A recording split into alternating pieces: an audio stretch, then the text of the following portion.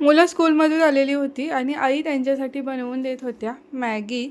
तर बघा, सगळ्यांना भूक लागलेली होती. सगळ्यांनी मिळून मॅगीवर ताव मारला आणि अन्वी देखील झोपेतून उठलेली, तिला देखील मॅगी दिलेली खायला. वॉक करण्यासाठी गेलेलो होतो. इथं बसलेला होता मस्त असा पोपटांचा तवा आणि जसं मी शूट घ्यायला कॅमेरा ऑन केला तसं ते सगळं सोडून गेले.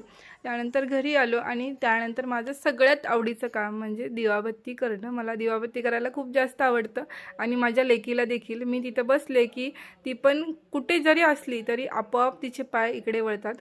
त्यानंतर आज वॉक करून आलेलो, पाय प्रचंड दुखत होते. म्हटलं चला बसूनच कांदा कट करून घेऊयात. असं खूप रेअर होतं बसूनच करणं, नाहीतर आम्ही सगळं उभं राहूनच करतो. त्यानंतर मस्तपैकी घाटी मसाला वापरून पिठलं बनवलेलं होतं आणि भाकरी. आज पिठलं भाकरीचा बेत होता. माझ्या तर प्रचंड आवडीचं आहे आणि घरात सगळ्यांनाच आवडतं.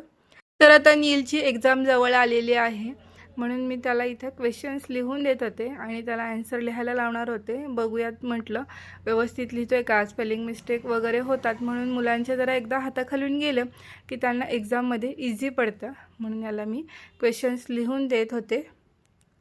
त्यानंतर मस्त असं सगळ्यांनी मिळून जेवण केलं आणि उद्या आहे उपवास म्हणून मग उपवासासाठी मस्त साबुदाणे इथं भिजत घालत होते. तर असं होतं माझं संध्याकाळचं रुटीन. आवडलं असेल तर सबस्क्राईब करा. चला भेटूयात पुढच्या व्लॉगमध्ये. बाय.